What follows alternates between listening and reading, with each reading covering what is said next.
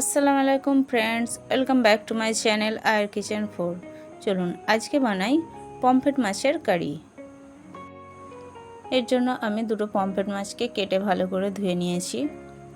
এবার এতে মশলা মাখিয়ে নিচ্ছি। আমি নিয়েছি নুন, হলুদ আর লঙ্কা গুঁড়ো। মশলা দিয়ে আমি ভালো করে মাছটাকে মাখিয়ে নেব।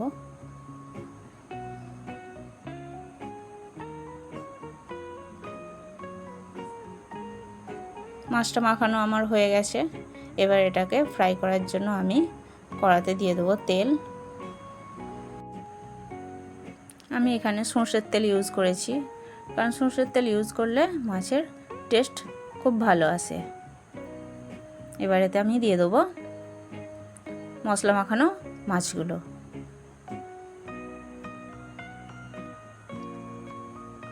মাছটাকে আমি হালকাই ফ্রাই করব, খুব বেশি ফ্রাই করব না, কারণ পমফ্রেট মাছ এমনিতেই নরম হয়, আর একে যদি বেশি ফ্রাই করে ফেলি তাহলে এটা শক্ত হয়ে যাবে আর খেতে সেরকম ভালো লাগবে না। সেই জন্য আমি এটাকে হালকাই ফ্রাই করব। মাছটাকে এপিট ওপিট করে আমি এইভাবে ফ্রাই করে নেব।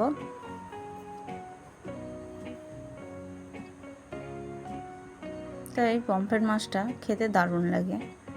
আপনারা যদি এইভাবে রান্না করেন তাহলে আপনাদেরকেও খুব ভালো লাগবে।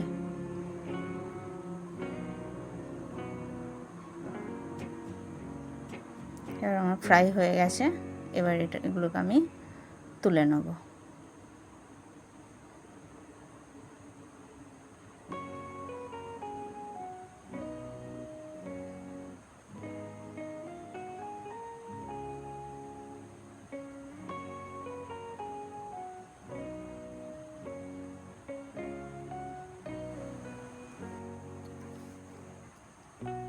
এবার আমি একটা কড়া বসিয়েছি গ্যাসেতে। এবার তাতে যে পমফ্রেট মাছটা আমি ভেজেছিলাম তার যে তেলটা ছিল সেটাকে দিয়ে দিচ্ছি, আর এতে আরও সরষের তেল অ্যাড করে দিচ্ছি।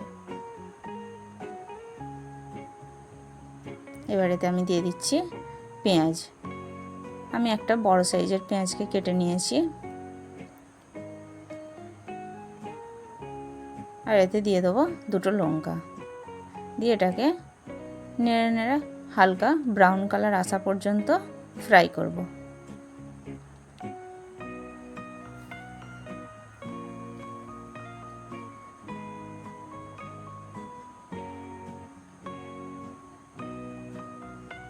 দেখতে পাচ্ছেন পেঁয়াজটা আমার অনেকটাই ফ্রাই হয়ে গেছে, গোল্ডেন ব্রাউন কালার চলে এসছে। এবার এতে আমি দিয়ে দিচ্ছি অল্প পরিমাণ রসুন বাটা আর অল্প পরিমাণ আদা বাটা।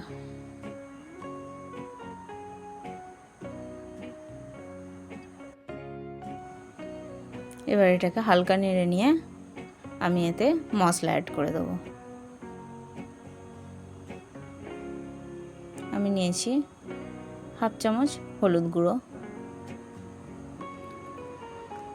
হাফ চামচের একটু বেশি লঙ্কা গুঁড়ো, 1 চামচ ধনে গুঁড়ো আর হাফ চামচ জিরে গুঁড়ো। এবার এটাকে নেড়ে নিয়ে আমি এতে জল অ্যাড করে দেবো। জলটাও আমি অল্প পরিমাণে অ্যাড করব।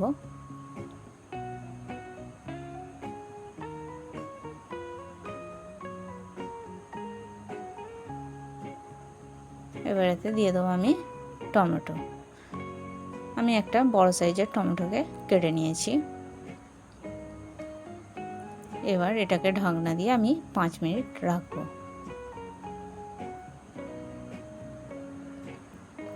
5 মিনিট হয়ে গেছে। এবার একে খুলে আমি কষতে থাকবো যতক্ষণ না পর্যন্ত এই মশলা থেকে তেল ছেড়ে যায় আর কড়া থেকে মশলাটা পুরো উঠে আসে। এইভাবে আমি নেড়ে নেড়ে মশলাটাকে কষে নেব। এভাবে নাড়তে হবে, নাহলে নিচেতে ধরে নেবে। মশলাটাকে এইভাবে নেড়ে নেড়েই কষতে হবে। দেখতে পাচ্ছেন টমেটোগুলো আমার সব গলে গেছে, হালকা মশলাও হালকা তেল ছেড়ে দিয়েছে।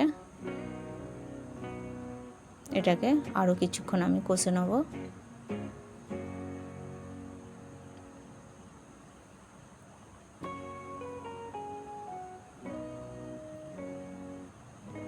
তো মাছ রান্নার সময় এই মশলা কষাটাই হচ্ছে মেন, কারণ এই মশলা কষা ঠিকমতো না হলে তাহলে মাছের টেস্ট একদমই ভালো আসবে না।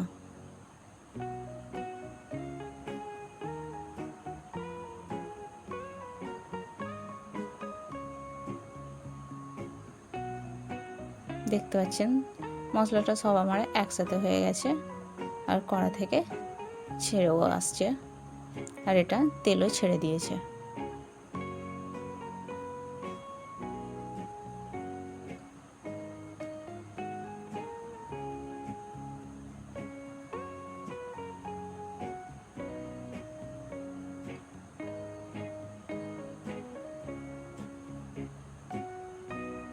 মশলাটা আমার কষা কমপ্লিট হয়ে গেছে। এবার এতে আমি জল অ্যাড করে দেবো।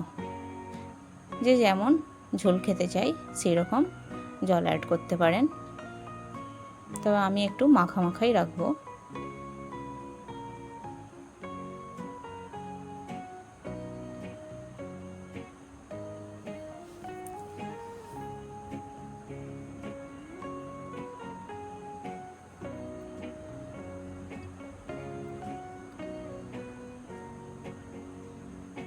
এবার এতে দিয়ে দেবো আমি ভেজে রাখা মাছগুলোকে। আমি এখনও পর্যন্ত নুনের ইউজ করিনি, কারণ ভাজাতে আমি নুন দিয়েছিলাম, সেই জন্য আমি লাস্টে নুন দিয়ে দেখে এটাকে নামিয়ে নেব।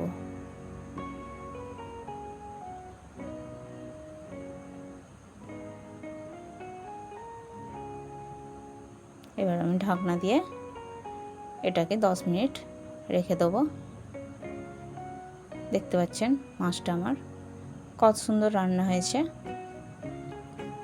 রেসিপিটা যদি আপনাদের ভালো লেগে থাকে লাইক, শেয়ার আর সাবস্ক্রাইব করতে ভুলবেন না।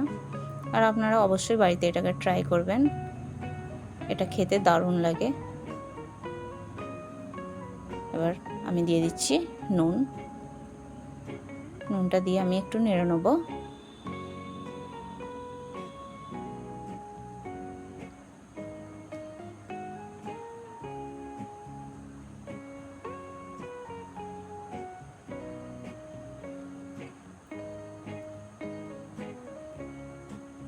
এটা আমার কমপ্লিট হয়ে গেছে। এবার আমি গ্যাসটাকে অফ করে দেবো। রেসিপিটা দেখার জন্য থ্যাংক ইউ। আসসালামু আলাইকুম।